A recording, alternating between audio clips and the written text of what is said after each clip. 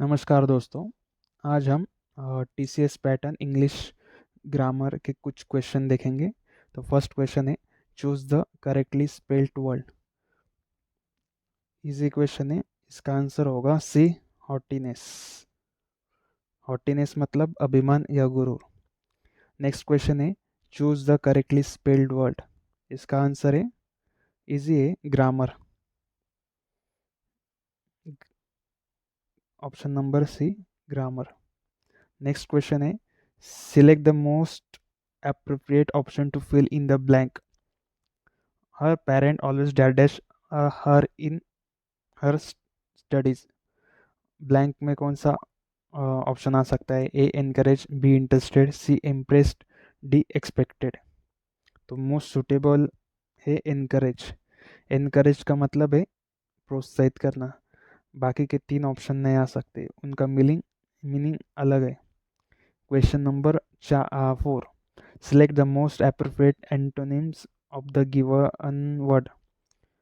Fertile का opposite word क्या है? फर्टाइल मतलब क्या होता है? उपजाऊ, उपजाऊ जमीन। और उसका अपोजिट वर्ड होगा बैरन। बैरन मतलब बंजर, बंजर भूमि। नेक्स्ट क्वेश्चन है, substitute the given group of words. Group of words है, one who pretends to be what he is not। तो इसका आंसर है हिप्पोक्रेट। हिप्पोक्रेट मतलब one who pretends to be what he is not, मतलब पाखंडी, ढोंगी।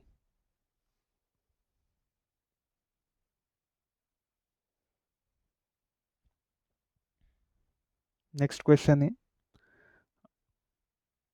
फिर से एक्यूट का अपोजिट वर्ड क्या है?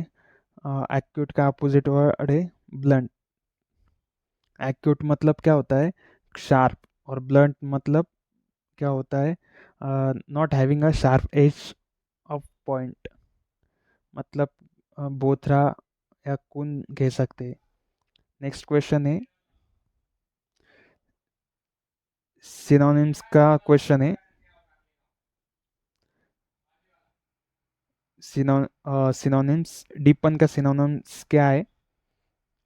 डीपन का सिनोनिम्स है इंटेंसिफाई। डीपन मतलब होता है to become a more strongly felt और एक्सपीरियंस, मतलब गहरा, गंभीर हो जाना। और इंटेंसिफाई मतलब to increase the intensity, force of power of something. Next question है, select the most appropriate meaning of the given idiom. The ball is in one's court. इसका आंसर है A, to be responsible for a further action. The ball is one's court, इसका मतलब है to be responsible for the further action, कोई जिम्मेदारी लेना, तय करना कि आगे क्या करना है। नेक्स्ट क्वेश्चन है, select the most appropriate option to fill in the blank. The entry gates were closed dash dash we could enter in। तो इसका सही आंसर है B, option number B, before. क्योंकि दिए गए वाक्य में बिफोर, पहले से पूर्व का प्रयोग किया जाएगा, जो कि वाक्य को अर्थपूर्ण बनाता है। बिफोर का प्रयोग किसी एक इवेंट को दूसरे से पहले होना का भाव और होने पर किया जाता है। यहाँ पर अंदर जाने से पहले प्रवेश द्वार बंद हो जाने का भाव है। नेक्स्ट क्वेश्चन है, एरर फाइंड आउट करने हैं। I told the tailor to made a new dress for me, no error. तो इसका आंसर है option number D, to made a new. Because दिए गए वाक्य में टू मेड के स्थान पर टू मेक का प्रयोग होना चाहिए, क्योंकि इन्फिनिटिव से टू के साथ V1 का यूज होता है। मेड V2 का प्रयोग पास्ट टेंस में होता है। अंततः यहाँ पर मेड V2 का प्रयोग नहीं किया जा सकता।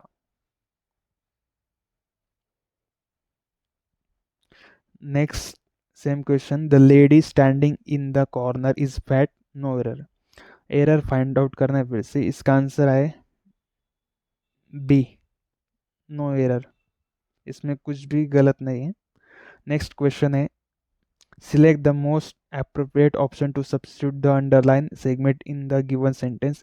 If there is no need to substitute it, select no improvement. Please tell the story in a nutshell. nutshell। तो इसका सही आंसर है option number D, no improvement. क्योंकि दिए गए वाक्य में इन अ नटशेल का प्रयोग हुआ है, जो कि सही यूसेज है, इसलिए नो इम्प्रूवमेंट। नेक्स्ट क्वेश्चन है फिर से substitute no select the most appropriate option to substitute the underlined segment in the given sentence. If there is no need to substitute it, select no improvement. Is uh, he did not like the novel, nor I did।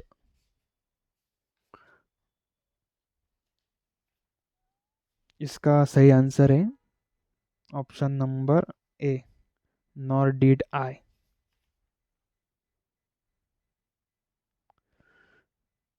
इस प्रकार के वाक्य में inversion का rule लागू होता है, क्योंकि क्लॉज की शुरुआत नेगेटिव मीनिंग वाले शब्द नॉर से की गई होती है। अंततः नॉर आई डिड के स्थान पर नॉर डिड आई का प्रयोग किया जाएगा। नेक्स्ट क्वेश्चन है, substitute the given group of words, a place where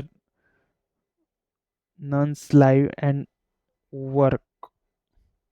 इसका आंसर है option number A, convent. Simple है question. Convent, a building in which community of nuns, nun का रहने का स्थान है। डोरमेट्री मतलब डोरमेट्री मतलब a large room containing many beds, for example in a boarding school। Hostel मतलब a large house where people can stay cheaply for a short period of time। Quarter मतलब to provide someone with the place to sleep and eat।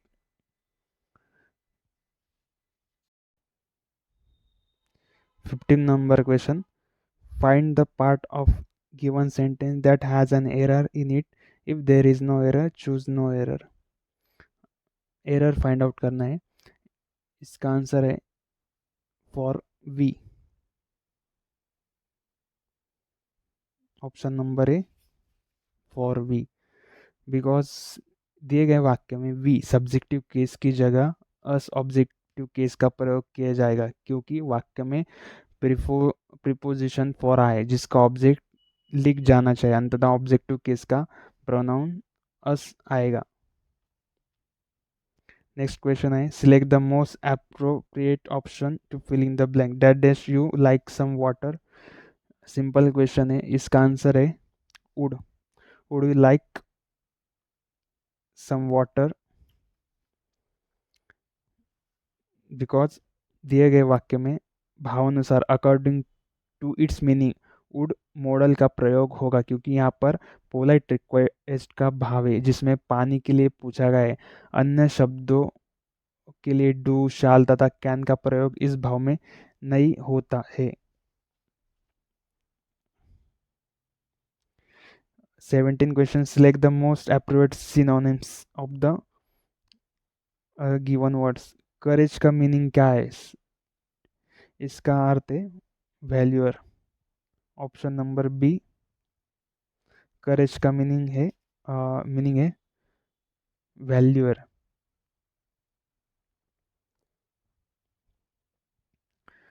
करेज का meaning होता है साहसी, बहादुर, और वैल्योर का मतलब होता है वीरता, दिलेरी, पराक्रम।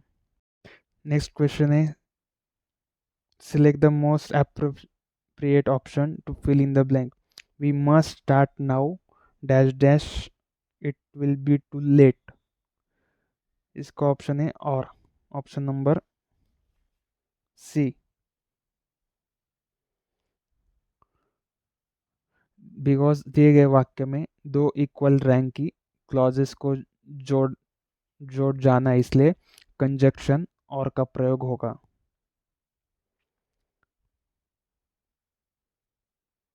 नेक्स्ट पैसेज है, उसमें कुछ फिलिंग द ब्लैंक्स अपने को फिल करने हैं। तो एक बार मैं पढ़ लेता हूँ। Humanity can be dash as the quality of being human, the peculiar nature dash man by which he is distinguished dash other beings. Being human does not mean that an individual possesses humanity.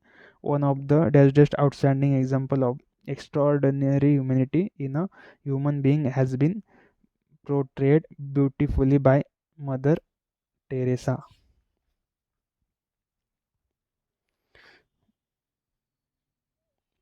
Option blank number 1. Select the most appropriate option for blank number 1.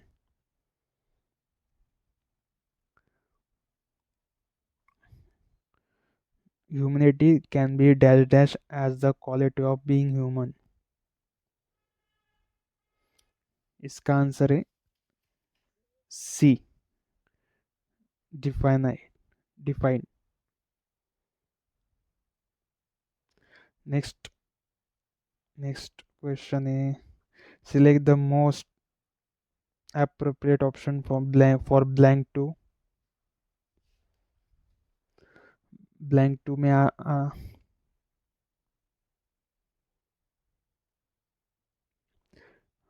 the peculiar nature dash man by which is distinguished. Blank number 2 में है of. Option number A of. Blank number 3 क्या है, dash by which he is distinguished dash other being.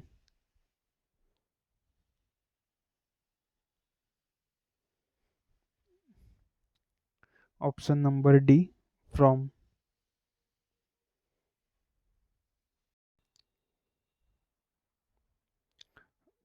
Blank number 4 में क्या है, being human does not mean that an individual possesses humanity. Option number B does.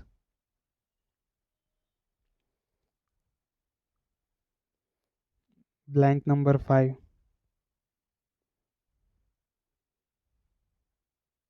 one of the dash outstanding example of extraordinary humanity in a human being has been portrayed beautifully by Mother Teresa.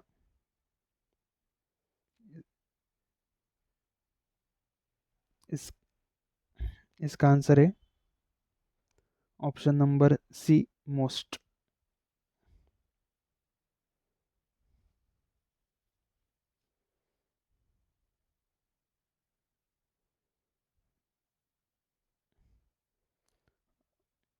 हम फिर से समझेंगे कि blank में ऊपर वही particular word कैसे आया। क्वेश्चन नंबर 19 में दिए गए वाक्य में पैसिव कंस्ट्रक्शन की आवश्यकता है, इसलिए कैन बी के बाद दिए गए रिक्त स्थान में डिफाइंड वितरी का प्रयोग होगा। वाक्य में ह्यूमैनिटी डज आया है जो कि सब्जेक्ट ना होकर ऑब्जेक्ट है। अंततः यह खुद डिफाइनिंग तथा डिफाइंस नहीं कर सकता है, इसे डिफाइन किया जा सकता है, इसलिए कैन बी डिफाइंड से भाव पूर्ण होता है। क्वेश्चन नंबर 20 का रीजन है, दिए गए वाक्य में प्रिपोजिशन ऑफ का ही प्रयोग हो सकता है, क्योंकि वाक्य में अभिष्ट अर्थ अधिकार का है। अंततः में एट पर टू को प्रयोग नहीं किया जा सकता। क्वेश्चन नंबर 21 का रीजन है डिस्टिंग्विश वर्ब के साथ प्रीपोजिशन फॉर्म का प्रयोग किया जा सकता है, क्योंकि इस वर्ब के यह फिक्स प्रीपोजिशन है, इसलिए दिए गए रिक्त स्थान पर फॉर्म प्रीपोजिशन का प्रयोग किया जाएगा। क्वेश्चन नंबर 22 का रीजन है बीइंग ह्यूमन, क्योंकि सिंगुलर सब्जेक्ट है इसलिए वाक्य में वर्ब भी सिंगुलर ही आएगी। अंततः दिए गए रिक्त स्थान पर डज का प्रयोग होगा। हैज नहीं आ सकता, क्योंकि मेन वर्ब के रूप में मीन V1 दिया हुआ है। हैड तथा डिड दोनों पास्ट मीनिंग है देते हैं, जिसकी यहाँ पर कोई आवश्यकता नहीं है।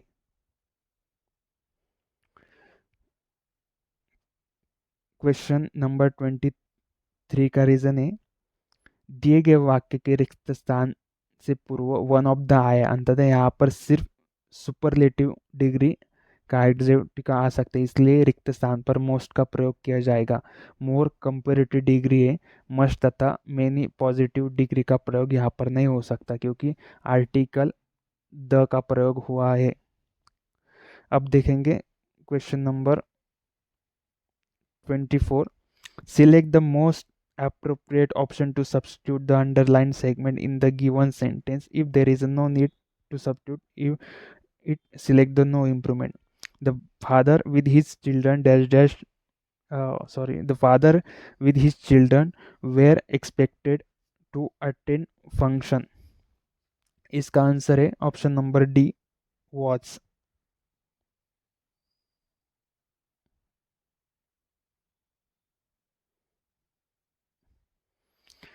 बिकॉज दिए गए वाक्य में सिंगुलर वर्ब का प्रयोग होगा, क्योंकि विद द्वारा यदि दो ऑब्जेक्ट को जोड़ा गया तो इसका विद से पूर्व लिखा गए सब्जेक्ट के अनुसार वर्ब आती है। यहाँ पर फादर सिंगुलर सब्जेक्ट है, अंतः वेर के स्थान पर वॉज का प्रयोग होगा। Question number 25। Select the most appropriate meaning of the given item. Be bend over backwards, इसका ऑप्शन है, इसका अर्थ होता है be to exert a lot of effort towards some end. Be bend or backwards मतलब to exert a lot of force towards some end. Make every effort to achieve something, किसी चीज को प्राप्त करने के लिए पूर्ण प्रयत्न करना।